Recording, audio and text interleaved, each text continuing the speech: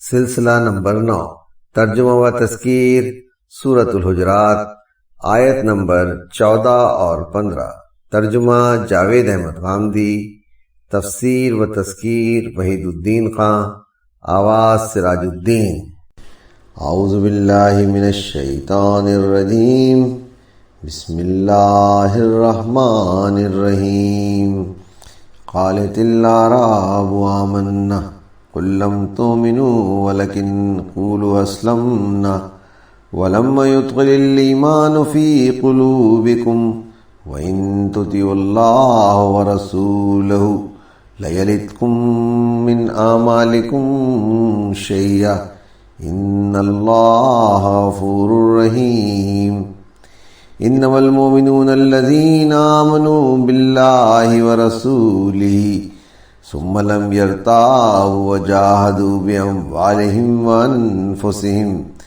وأنفسهم في سبيل الله أولئك هم الصادقون۔ ترجمہ جاوید احمد غامدی۔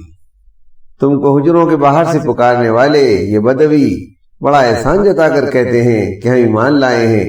انہیں بتاؤ کہ تم ایمان نہیں لائے، ہاں یہ کہو کہ ہم نے اطاعت کر لی ہے۔ ایمان تو ابھی تمہارے دلوں کے اندر داخل تک نہیں ہوا ہے۔ اگر تم اللہ اور اس کے رسول کی اطاعت کرو گے تو اللہ تمہارے اعمال میں کچھ کمی نہیں کرے گا۔ سو اپنی اصلاح کر لو، یقیناً اللہ بخشنے والا ہے، اس کی شفقت ابدی ہے۔ یاد رکھو مومن تو در حقیقت وہی ہیں جو اللہ اور اس کے رسول پر ایمان لائے پھر شک میں نہیں پڑے اور اپنے مال اور اپنی جان سے اللہ کی راہ میں جہاد کیا، یہی لوگ سچے ہیں۔ تفسیر۔ مدینہ کے اطراف میں کئی چھوٹے چھوٹے قبیلے تھے۔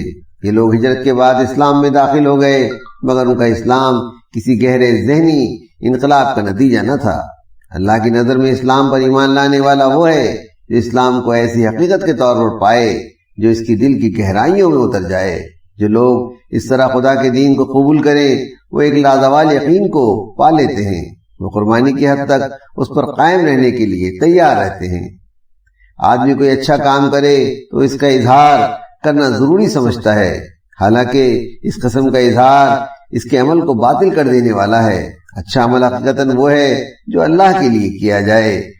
پھر اللہ جب خود ہر بات کو جانتا ہے تو اس کے اعلان و اظہار کی کیا ضرورت ہے۔ تفسیر و تذکیر وحید الدین خان آواز سراج الدین۔